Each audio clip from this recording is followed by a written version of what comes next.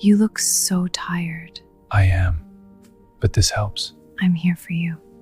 You lied to me? I know what you did. What are you talking about? That's not true. Don't play innocent with me.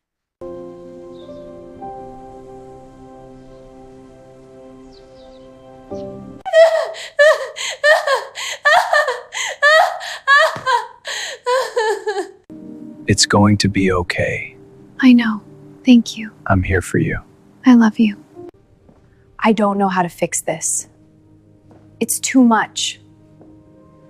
Episode 38 begins exactly where the previous episode ended. Inside the old building, the lights suddenly turn on and Atesh finds himself surrounded. The hall is silent, but the tension in the air is intense. Atesh stands in the middle of the room while several armed men surround him from every side. However, his face remains calm, as if he already knew this was a trap. Then, slowly, a man steps forward from the darkness. When Atesh sees his face, a moment of surprise appears in his eyes. Aziz, Atesh says quietly. This is the same man who was once Atesh's trusted partner. There was a time when they stood on the same side, working together for the same mission. Aziz gives a slight smile. It's been a long time, Atesh, he says. The guards standing in the room step back slightly, as if the real boss has finally arrived. Atesh looks at Aziz with a mix of anger and confusion. Where is Sabri? Atesh asks directly. Aziz doesn't answer immediately. Instead, he slowly begins walking around the hall, as if he has complete control of the situation. You always rush to conclusions, Aziz says calmly. Atesh has already realized that Sabri's kidnapping was meant to send a message. So you're the one controlling everything? Atesh asks. Aziz lets out a small laugh. I'm just a part of the system. The real power is something you can't even imagine. Hearing this, Atesh realizes that the network he is fighting against is much bigger than he ever thought. At that moment, Aziz signals to his guards. Two men push a chair forward, and Sabri is tied to it.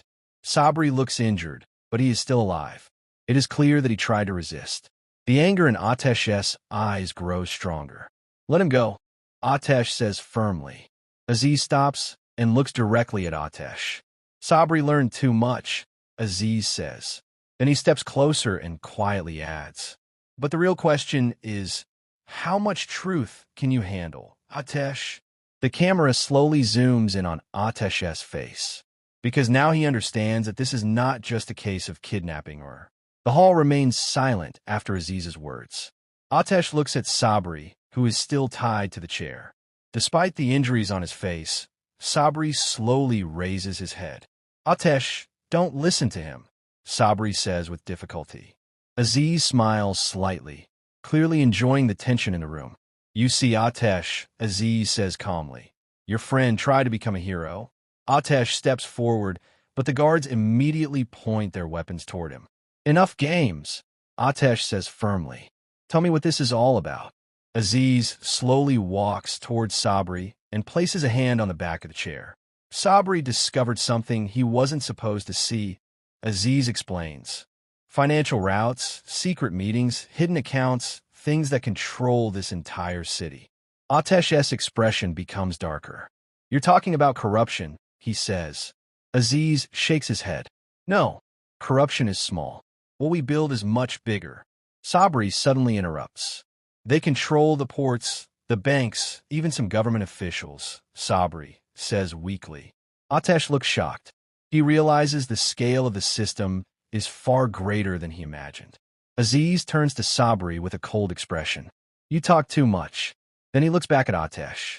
You still don't understand, do you? Aziz says, this city runs because of us. Atesh clenches his fists. This city survives despite people like you, he replies. For a moment, both men stare at each other in complete silence.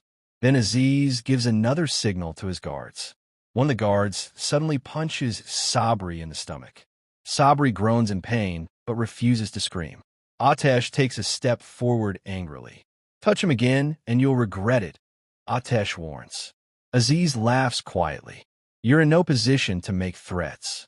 He then leans closer to Atesh and whispers something shocking. The truth is, You were supposed to be part of this system too. Atesh's eyes widen slightly.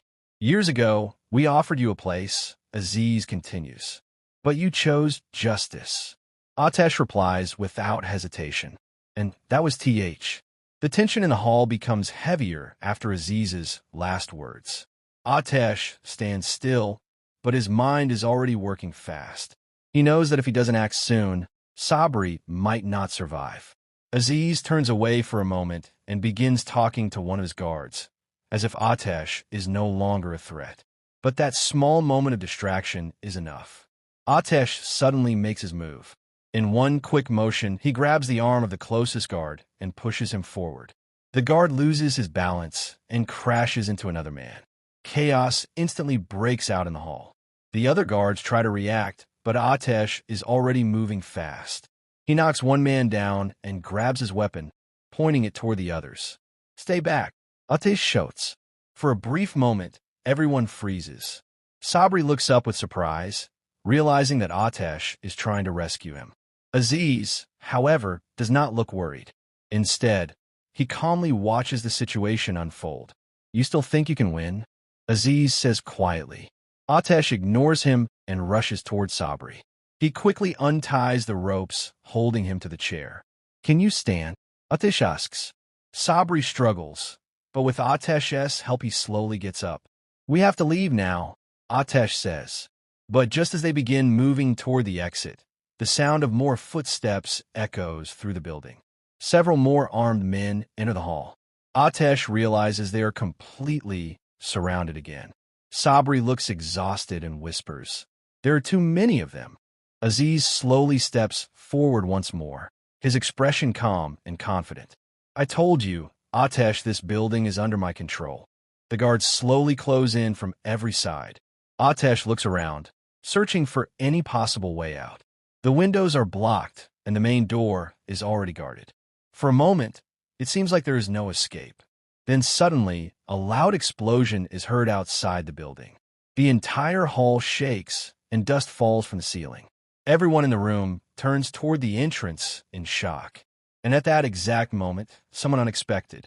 The loud explosion shakes the entire building. Dust falls from the ceiling, and the guards suddenly lose their focus. For a moment, everyone in the hall looks toward the entrance in shock. Atesh immediately realizes that this unexpected moment might be their only chance. The main door suddenly bursts open, and smoke spreads inside the hall. Through the smoke, a figure slowly walks in. Aziz narrows his eyes, trying to see who it is. Then the smoke clears slightly, and Mecran appears at the entrance. She is holding a weapon and standing confidently, with two armed allies behind her. "Step away from them," Mecran shouts loudly. The guards quickly point their weapons toward her, but the sudden attack has already broken their formation. Atesh looks at Mecran with surprise. "You came," he says. Mecran keeps her eyes on the guards. "You didn't think I would let you walk into a trap alone, did you?" she replies.